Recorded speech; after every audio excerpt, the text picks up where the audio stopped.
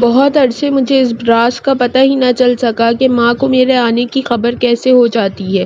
میں اسکول سے آتا تو دستک دینے سے پہلے دروازہ کھل جاتا، کالج سے آتا تو دروازے کے قریب پہنچتے ہی ماں کا خوشی سے دمکتا چہرہ نظر آ جاتا۔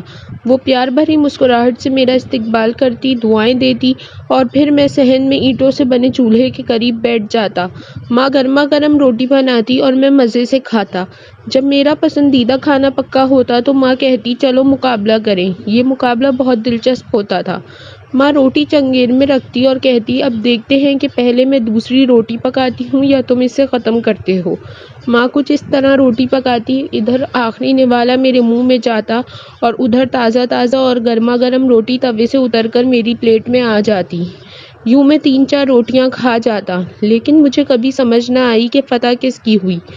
ہمارے گھر کے کچھ اصول تھے، سب ان پر عمل کرتے تھے۔ ہمیں سورج غروب ہونے کے بعد گھر سے باہر نکلنے کی اجازت نہیں تھی، لیکن تعلیم مکمل کرنے کے بعد مجھے لاہور میں ایک اخبار میں ملازمت ایسی ملی کہ میں رات گئے گھر آتا تھا۔ ماں کا مگر وہی معمول رہا۔ میں فجر کے وقت بھی اگر گھر آیا تو دروازہ خود کھولنے کی ضرورت کبھی نہ پڑی۔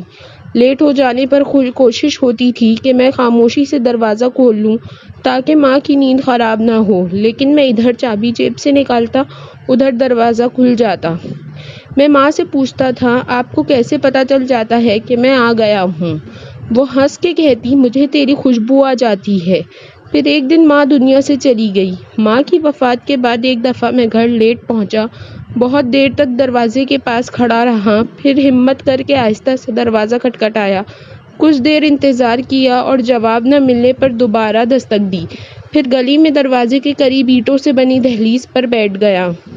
سوچوں میں گم نہ جانے میں کب تک دروازے کے ساتھ ٹیک لگائے بیٹھا رہا اور پتہ نہیں میری آنکھ کب لگی۔ بس اتنا یاد ہے کہ مسجد سے اذان سنائی دی۔ کچھ دیر بعد سامنے والے گھر سے امی کی سہیلی نے دروازہ کھولا۔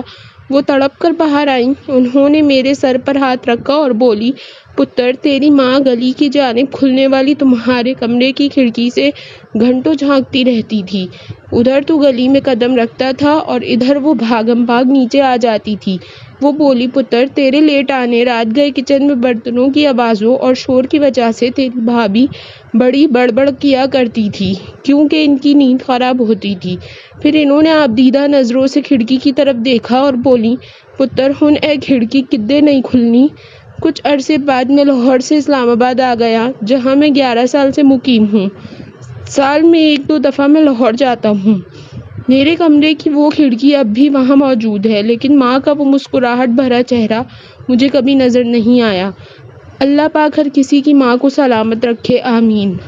ماں باپ کا سایہ کی ناقدری مت کر اے نادان، دھوپ بہت کاٹے گی جب شجر کٹ جائے گا۔